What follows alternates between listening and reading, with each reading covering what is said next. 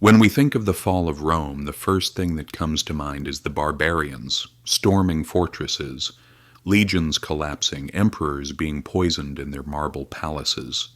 But the truth isn't that simple. Empires don't fall only because of threats from outside. Once they begin to rot from within, the end becomes inevitable. And believe me, the most dangerous enemy often sits inside the treasury, money itself. Rome was no different. The empire didn't stand merely on soldiers and swords. Its true foundation was the silver coin known as the denarius. It was made from almost pure silver, and people trusted it. Soldiers were paid with it, merchants demanded it, and ordinary citizens saved their wealth in it. It was everyone's safe harbor. As long as Rome was strong, the denarius was strong. But running an empire was expensive. Armies had to be maintained, roads repaired, aqueducts built, wars funded. The expenses never ended, and the taxes collected were never enough.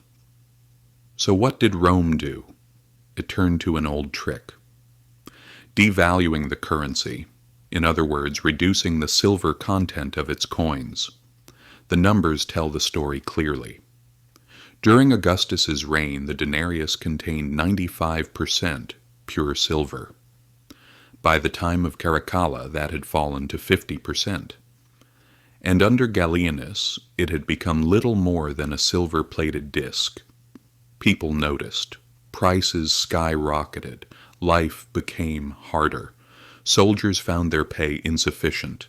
Merchants refused the debased coins, and ordinary people turned to direct barter. Confidence fell, and money lost even more value. This endless cycle reached its peak during the crisis of the 3rd century.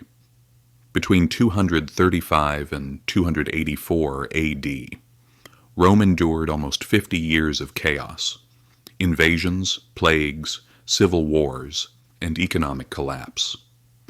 Emperors rose and fell in quick succession, armies disintegrated, taxes no longer worked.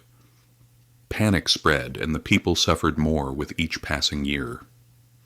Emperor Diocletian, in desperation, tried to fix prices by law. Thousands of goods and wages were legally set. Those who broke the law were punished by death. But it was useless. Once money had lost its value, no decree could restore it. The black market exploded and official trade came to a halt. People learned a hard truth. A broken currency cannot be repaired by law. Eventually, the denarius disappeared from history. Emperor Constantine introduced a new gold coin instead. It brought some stability, but for the Western Empire it was already too late. The economic foundations had crumbled, trust was gone, the armies were weak. When money collapses, society collapses. The lesson is clear. Money is built on trust. If that trust disappears, society unravels. From Rome to modern times, from the Germans to the Zimbabweans, history keeps showing us the same truth. Governments can print money to hide debts or fund their spending. But the people always pay the price, just like in Weimar Germany. After World War I, Germany was burdened with heavy reparations. The government printed marks to cover its debts.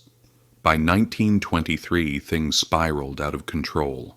A loaf of bread that once cost 1 mark was now over 200 billion marks.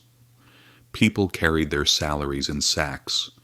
Those in debt were saved by inflation, but the people lived in misery. Argentina followed the same path. The government printed money to finance its debts, and eventually people's bank accounts were frozen. The peso collapsed and citizens lost their savings. Once again, emperors and governments found short-term fixes that brought long-term pain.